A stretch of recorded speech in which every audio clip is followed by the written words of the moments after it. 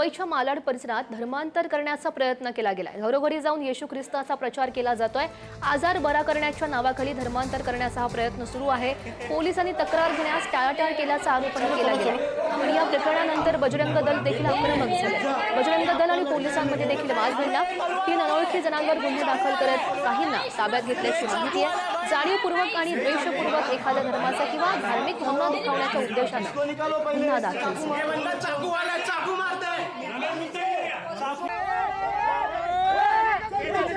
चल पीछे तू पीछे नहीं चल ऐसा कैसे चौकी होगी रोज कैसे कॉलर आणि या संदर्भात अधिकची माहिती जाणून घेऊयात। आमचे प्रतिनिधी मल्लिकार्जुन आपल्या सोबत आहेत। मल्लिकार्जुन, काय नेमकं घडलं? आपण पाहिलं तर मालाडमध्ये जेव्हा लोक घरात असतात तेव्हा काही महिला त्यांच्या घरामध्ये पाणी मागण्यासाठी गेल्या असताना तेव्हा घरात जे महिला असतात त्या महिलांना असं विचारण्यात आलं होतं की तुमच्या घरात कोणी आजारी आहे का? आजारी असेल तर आम्ही संडेला जे असतो रविवारी तेव्हा आम्ही प्रेयर करतो, तिथे येऊन तुम्ही भेट द्या असं त्यांना सांगण्यात आलं होतं।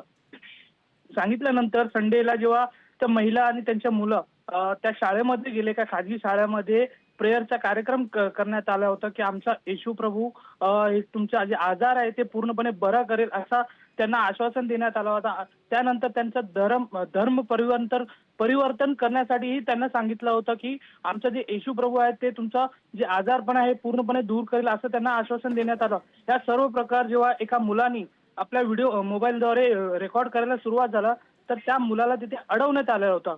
त्यानंतर ह्या सर्व गोष्टी जेव्हा बजरंग दलला ह्या माहिती पडल्यानंतर बजरंग दलने आक्षेप घेतला व त्यानंतर त्या शाळेवर जेव्हा बजरंग दल पोहोचल्यानंतर पोलीस आणि जे शाळेत असलेले लोक होते जे धर्म परिवर्तन करण्याचं काम करत होते त्यांच्यामध्ये शाब्दिक बाचाबाची देखील झाली। त्यानंतर पोलिसांनी मध्यस्थी केली, पोलिसांमध्ये देखील शब्दाची बाचाबाची झाली। त्यानंतर एकूण 7 जणांवर गुन्हा दाखल करण्यात आलेला आहे। पुढचा तपास आता पोलिसांकडून करण्यात येत आहे।